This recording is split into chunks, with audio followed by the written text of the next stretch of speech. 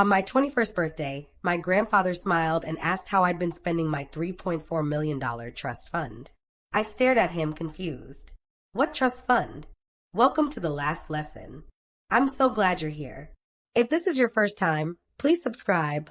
I share real stories about betrayal, strength, and the lessons that change everything. I need to tell you about my grandfather. Not the version my cousins knew. The stern businessman who wrote checks and attended galas. I'm talking about the man who showed up alone to my college graduation, sat in the back row, and waited an hour afterward just to take one photo with me. The man who remembered I liked lemon cake, not chocolate. The man who, it turns out, saw me more clearly than my own parents ever did. But I'm getting ahead of myself. Let me take you back to the beginning. To a childhood that felt like watching everyone else's life through a window while I stood outside in the cold. My grandfather, William Sterling, built his wealth from nothing. Commercial real estate, investments, the kind of success story people write books about. By the time I was born, the Sterling name meant something in our city. It meant private schools and summer homes. It meant country club memberships and luxury cars parked in circular driveways. It meant everything my family didn't have. My father was Grandpa's youngest son, and somewhere along the way, he'd fallen out of favor. I never knew why, nobody talked about it. But the evidence was everywhere. While my aunt and uncle lived in a sprawling house with a pool, we rented a 2-bedroom apartment where I could hear every argument through the paper-thin walls. While my cousins got new cars for their 16th birthdays, I rode the bus. While they posted Instagram photos from Paris and the Maldives, I posted, well, nothing. I couldn't afford the kind of life worth photographing. I learned early not to ask questions, not to wonder why Thanksgiving at Grandpa's estate felt like visiting a museum where we didn't quite belong.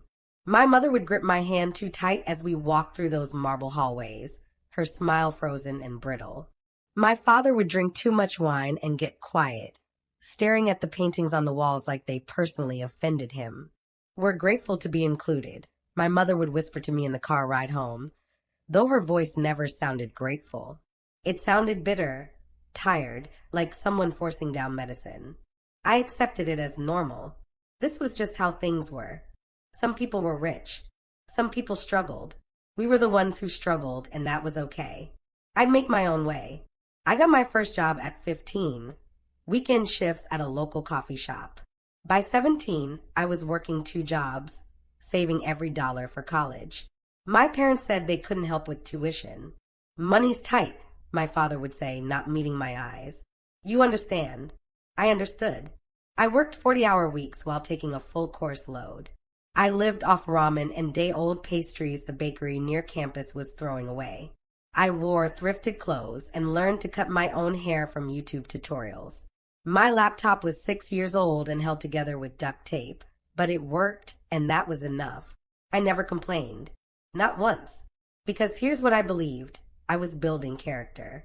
I was learning resilience. One day, I'd look back on these years and feel proud of how hard I'd worked for everything I had. I had no idea that while I was eating ramen in my cramped apartment, my parents were spending money that was supposed to be mine. But I didn't know that yet. The strange thing is, despite everything, I loved going to Grandpa's house. Not for the mansion or the fancy dinners. I always felt out of place there, painfully aware of my Target dress next to my cousin's designer outfits. No, I loved it because of the moments I got alone with Grandpa. He'd find me in the library while everyone else gathered in the main room. He'd sit in the leather chair across from me and ask real questions. Not how's school, but what are you learning that actually matters? Not do you have a boyfriend, but what do you want to build with your life? He listened like my words held weight. Once, during my sophomore year of college, he asked what I was studying. When I told him about my double major in nonprofit management and psychology, his eyes lit up. You want to help people, he said. It wasn't a question. I do, I admitted. I know what it's like to struggle. I want to make things easier for people who feel like I did, like the world forgot about them. He was quiet for a long moment, studying my face. Then he smiled, not the polite smile he gave my cousins, but something warmer, almost proud. You're more like me than any of them, he said softly. I didn't understand what he meant. How could I be anything like him? He was a self-made millionaire. I was a broke college student eating peanut butter straight from the jar for dinner. But there was something in his tone, something that felt like recognition. Like he saw past my thrifted clothes and duct tape laptop to something deeper. Like he knew me. There were red flags. Looking back now, I can see them, so clearly they might as well have been written in neon. The way my mother's jaw would tighten whenever Grandpa asked about my living situation.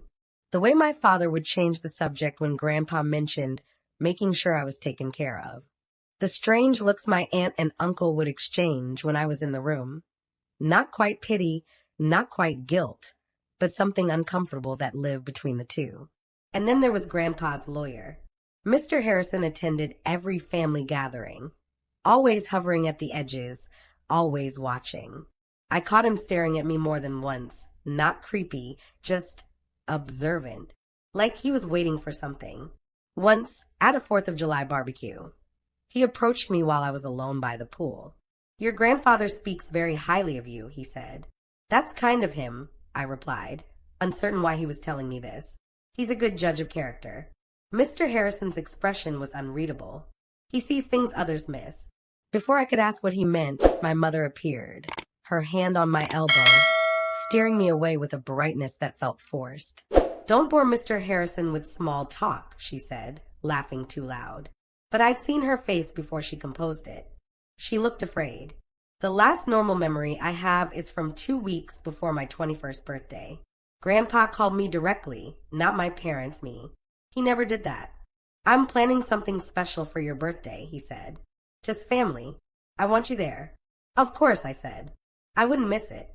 There was a pause on the line, and then, "You've done well, sweetheart. Better than you know. I'm proud of you." My throat tightened. Nobody ever said things like that to me. "Thank you, Grandpa. See you soon," he said, and something in his voice sounded final, like he was preparing for something. I should have asked what he meant. I should have pressed harder on all those strange moments, all those uncomfortable silences. But I didn't. I just showed up to dinner 2 weeks later, wearing my nicest dress, carrying a heart full of gratitude for a man who made me feel seen. I had no idea I was walking into the night that would shatter everything I thought I knew about my family. The night I'd learn the truth about the $3.4 million and the people who stole it from me. The words hung in the air like broken glass. "How have you been spending your trust fund?" Everyone at the table froze, and I realized I was the only one who didn't know. Welcome back to the last lesson. If you missed chapter 1, please go back and watch it first. This story only makes sense if you know where we started. Let's continue. I want you to imagine something for me. Imagine you're sitting at a birthday dinner, surrounded by family, when someone asks you a simple question. A question so casual they're smiling when they say it. And in that moment, your entire reality splits open. That's what happened to me. Grandpa's dining room was exactly how I remembered it. The long mahogany table that could seat 16, the crystal chandelier casting warm light across white linens, the oil paintings of ancestors I'd never met watching from gilded frames. My parents sat to my left. My aunt, uncle, and 2 cousins across from me. Mr. Harrison, the lawyer, at the far end, and Grandpa at the head of the table, looking at me with that gentle smile I'd come to treasure. We just finished the main course. The servers had cleared our plates. Someone had made a joke about me finally being old enough to drink legally, though I'd barely touched my wine. I was thinking about how I needed to leave soon to make my closing shift at the bookstore when Grandpa raised his glass. "A toast," he said, "to my granddaughter. I'm 21 years old today, a college graduate with honors, working 2 jobs and never once asking for help." His eyes crinkled with warmth. "You've made me prouder than you'll ever know." My throat tightened. "Thank you, Grandpa. I do have one question, though." He tilted his head, still smiling. "Just out of curiosity, how have you been spending your trust fund?" "I've been reviewing the accounts, and I'd love to hear about it from you." The room went silent. Not the comfortable silence of people listening. The terrible silence of people holding their breath. I laughed nervously. "I'm sorry, what?" Grandpa's smile faded slightly. "Your trust fund. The account I set up when you were born." You've been receiving monthly disbursements since you turned 18, so I'm curious, what have you been using it for? My heart started pounding. I looked around the table. My mother's face had gone white. My father was staring at his empty plate like it contained the secrets of the universe. My aunt looked away quickly when my eyes met hers. Grandpa, I said slowly, carefully, like I was defusing a bomb, I don't have a trust fund. His expression changed. The warmth drained away, replaced by something colder, sharper. He looked at my parents. She doesn't know. It wasn't a question. My mother's hand trembled as she reached for her water glass. Dad, maybe we should. She doesn't know. Grandpa's voice rose, each word cutting through the air like a blade. You never told her? Told me what? I heard myself say. My voice sounded distant, like it belonged to someone else. What trust fund? Mr. Harrison was already moving. He pulled a leather portfolio from his briefcase, walked to Grandpa's side and opened it. Documents, bank statements, pages and pages of numbers. I established a trust fund for you when you were born, Grandpa said, his eyes never leaving my parents. $3.4 million. Invested conservatively, with monthly disbursements beginning on your 18th birthday. $12,000 per month. Managed by your parents as trustees, to be used for your education, living expenses, and future. $12,000 per month. For 3 years. I did the math automatically, numbly. $432,000. While I was eating ramen. While I was working doubles. While I was lying awake at night wondering how I'd pay next semester's tuition. There must be a mistake, I whispered. No mistake. Mr. Harrison placed the bank statements in front of me. Every transaction is documented. My hand shook as I looked down at the papers. Transaction after transaction. Withdrawals. But not for tuition. Not for rent. Not for anything I'd ever seen. Home renovation, $67,000. Boat purchase, $89,000. Vehicle purchase, $52,000. Vacation, Europe, $28,000. Designer furniture, $34,000. The list went on and on. Each line was a knife between my ribs. I don't understand, I said, though I was beginning to. God, help me. I was beginning to understand everything. You took it. My voice came out flat. Dead. You took my money. It's not that simple, my father started. You took it. Something broke open inside me. 3 years of exhaustion, of fear, of telling myself I was fine when I wasn't. I worked 2 jobs. I ate cereal for dinner because I couldn't afford anything else. I broke down crying in my car because I thought I'd have to drop out. We gave you life. My mother's voice cracked. She was crying now, mascara running down her cheeks. We raised you. We sacrificed everything. You sacrificed nothing. I was standing now, though I didn't remember getting up. You bought a boat while I was taking extra shifts to buy textbooks. You renovated your house while I was sleeping on a mattress on the floor. You were always his favorite, my father said bitterly, finally looking at me. His eyes were red-rimmed, whether from wine or tears or shame I couldn't tell. From the day you were born, you were the golden child. We got nothing. Nothing. While you. I got nothing either. My voice broke. I got nothing because you stole it. We deserve compensation, my mother said, and her voice had turned cold now, defensive, for raising you, for years of being treated like second-class citizens in this family. Your grandfather owed us. He owed you nothing. Grandpa's fist came down on the table. Glasses jumped. My aunt gasped. I gave you every opportunity. I paid for your education, your wedding, your first home. And this is how you repay me? By stealing from your own daughter. It wasn't stealing. It was embezzlement. Mr. Harrison's voice cut through the chaos, calm and legal and final. Breach of fiduciary duty. Theft. Call it what you want. But in the eyes of the law, you committed a felony. The word hung there. Felony. My mother made a sound like a wounded animal. The money's gone, my father said quietly. We can't pay it back. Of course they couldn't. I could see it now, the luxury I'd been too blind to notice. My mother's designer handbags. My father's new Tesla parked outside their renovated house. The vacation photos on Facebook that I'd scrolled past, thinking they'd somehow saved up. They'd saved nothing. They'd spent my entire future on their present. I don't remember walking out. One moment I was standing at that table, staring at people who were supposed to love me, and the next I was outside in the cold night air, gasping like I'd been underwater. My phone buzzed. Text after text. My mother, please come back. We can explain. My father, you're overreacting. My aunt, you're tearing this family apart. I blocked them all. I sat in my car, my 12-year-old car with the broken air conditioning and the duct tape dashboard, and I stared at nothing. Behind me, through the mansion windows, I could see them arguing. Grandpa standing, Mr. Harrison on his phone, my mother sobbing, my father's hands in his hair. Part of me wanted to feel something. Rage, grief, betrayal. But I just felt empty, hollow, like someone had reached inside and scooped out everything that made me me. I drove back to my apartment in silence, unlocked my door, sat on my second-hand couch in the dark. On my passenger seat were the bank statements Mr. Harrison had given me. 3 years of theft, documented in neat rows of numbers.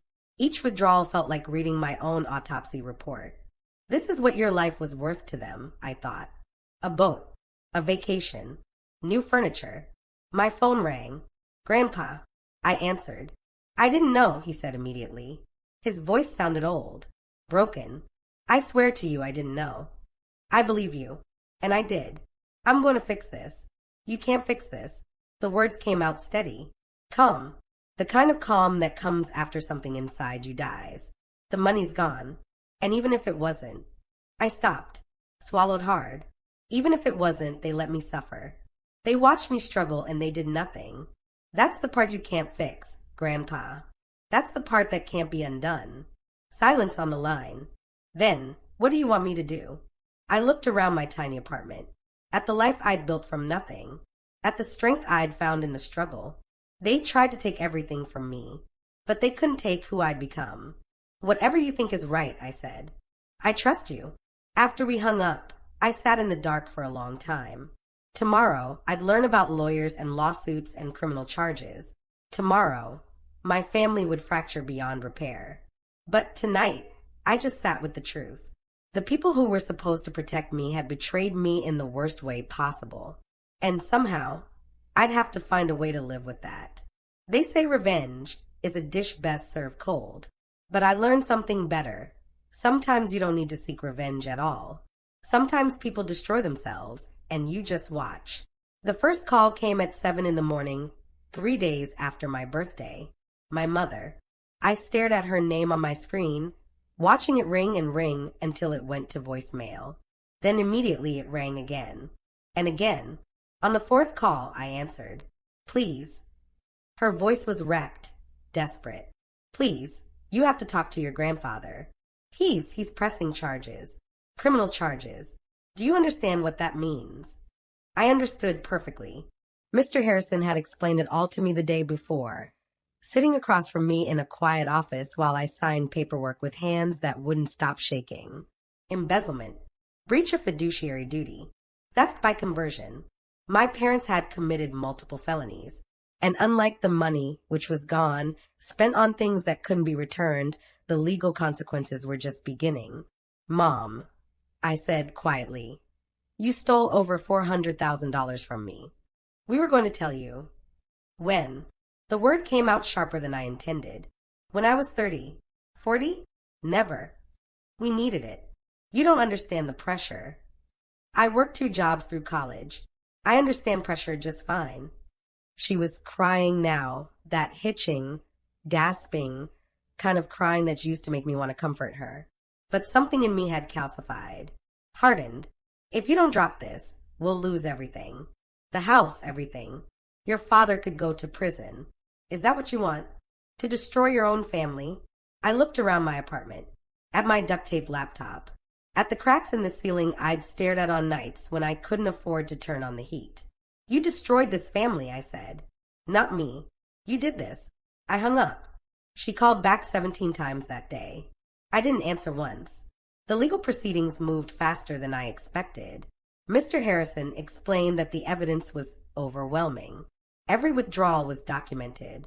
Every lie my parents had told, that they were managing the money for my future, that they were investing it wisely, fell apart under scrutiny. The court ordered full restitution plus penalties.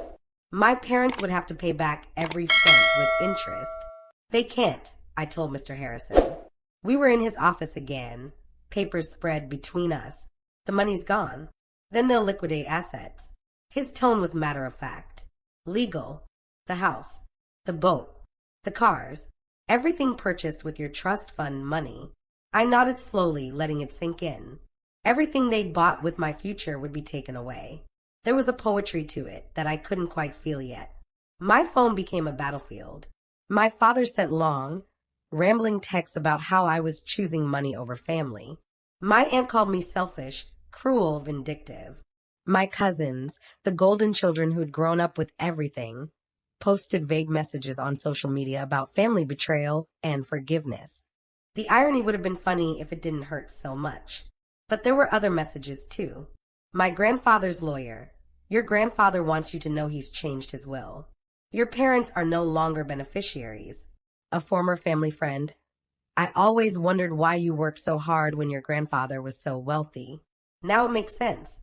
I'm so sorry. My college roommate. I knew something was wrong. You never talked about your family. Now I understand why. And Grandpa himself, calling every few days, his voice heavy with guilt and grief. I should have checked, he said during one call. I trusted them because they were my son and daughter-in-law. I never imagined. You couldn't have known, I told him, and I meant it. But I should have noticed you struggling. I should have asked more questions. You did notice, I said softly. You were the only one who actually saw me. The only one who asked what I was learning, what I wanted to build. You saw me, Grandpa. That's more than they ever did. I heard him crying on the other end of the line. It broke something in me that had remained whole until that moment. The trial, if you could call it that, was brief. My parents pled guilty. Their lawyer advised them that fighting would only make things worse, and the evidence was irrefutable. I sat in the courtroom, watching them stand before the judge. My mother in a dress I now recognized as designer. My father in a suit that probably cost more than my monthly rent. Bought with my money. The judge was a woman in her 60s with sharp eyes and no patience for excuses. You were entrusted with your daughter's future, she said, her voice cutting through the courtroom. Instead, you stole it. You let her struggle while you lived in luxury, purchased with funds meant for her education and well-being. This is one of the most egregious breaches of parental duty I've seen. My mother sobbed loudly. My father stared straight ahead, his jaw clenched. The sentence, full restitution. 3 years probation. Community service. And if they failed to make payments, jail time would follow. I felt nothing watching them. That's what scared me most. I should have felt vindicated. Triumphant. Something. But I just felt tired. The house sold first. I drove past it one afternoon and couldn't help myself. There was a sold sign on the lawn. The boat was gone from the driveway. The Tesla had been replaced with a 10-year-old sedan. They'd moved into an apartment across town. A modest one-bedroom. Smaller than mine. I didn't feel good about it. But I didn't feel bad either. 6 months after my birthday, Mr. Harrison called me into his office. Your trust fund has been partially recovered, he said. Between the asset sales and the liquidation proceedings, we recouped approximately $240,000. The rest is gone, spent on things that can't be recovered. $240,000. Not the full amount, not even close, but enough to finish my degree without debt. Enough to breathe. There's something else, Mr. Harrison said. He slid a document across the desk. Your grandfather's will. He's updated it. I scanned the pages and my breath caught. My parents, removed entirely. My aunt and uncle, significantly reduced. Primary beneficiary, me. He didn't do this to punish them, Mr. Harrison said quietly. He did it because he saw who you are, what you built from nothing. He told me you were the only one who never asked him for anything, and that made you the only one who deserved everything. I sat there holding the will, thinking about the man who'd seen me when no one else did. He's not well, Mr. Harrison added gently. His doctors say maybe another year, possibly two. He wanted you to know now, so there wouldn't be any surprises. I spent more time with Grandpa after that. Sunday afternoons in his library, talking about everything and nothing. He asked about my plans, my dreams. I told him about the nonprofit I wanted to start, helping young people from struggling families access education and opportunities. Like you, he said. Like me, I agreed. One Sunday, he asked if I'd forgiven my parents. I was quiet for a long time. I don't know if forgiveness is the right word, I finally said. I've accepted what happened. I've moved forward. But forgive?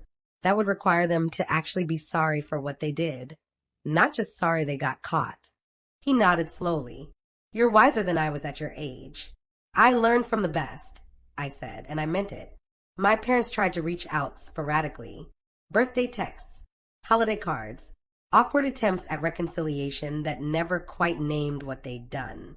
I didn't respond. Not out of cruelty, but out of self-preservation. I'd learned something crucial in those months. You don't owe people access to your life just because they're family. You don't owe them forgiveness just because they finally faced consequences. Some bridges, once burned, should stay ash. A year after my 21st birthday, I graduated with my master's degree. Grandpa was there, front row, beaming. My parents were not. After the ceremony, he handed me an envelope. Inside was a check, the seed money for my nonprofit, and a note in his shaky handwriting. Asterisk, build something beautiful. Help people the way you wish someone had helped you. That's the best revenge, becoming someone they could never be. Asterisk. I cried reading it. Not from sadness, but from something else. Something like peace. Grandpa passed away 8 months later, quietly in his sleep. At the funeral, my parents stood at the back. They'd been told they weren't welcome at the front, weren't welcome at the family gathering afterward. I saw my mother watching me from a distance, her face aged and hollow. Part of me wondered if I should feel something for her. Pity maybe, or satisfaction. But I just felt free. Free from the weight of their betrayal. Free from the anger I'd carried. Free from needing them to understand what they'd taken from me. I walked to Grandpa's grave after everyone left. Placed flowers on the fresh earth. Thank you, I whispered, for seeing me, for believing in me, for teaching me that my worth wasn't determined by the people who should have loved me most. The wind picked up, rustling through the trees, and for just a moment I could have sworn I heard him answer. Epilogue asterisk. Today, 3 years later, my nonprofit serves over 500 students. I live in a modest apartment by choice. I drive a reliable car. I've built a life I'm proud of, not because of the money I recovered, but because of who I became in the struggle. My parents and I don't speak. Maybe we never will. And I've learned that's okay. Because here's the truth nobody tells you about revenge. The best kind isn't something you plan or execute. It's becoming so completely yourself, so strong, so purposeful, so at peace that their betrayal becomes irrelevant. They took my money, but they couldn't take my character. And in the end, that's the one thing they could never afford. If this story resonates with you, if you've ever felt invisible, used, or erased by the people who were supposed to love you, please subscribe to The Last Lesson. Hit that notification bell. You're not alone in this. And trust me, you'll want to see what happens next. Thank you for listening.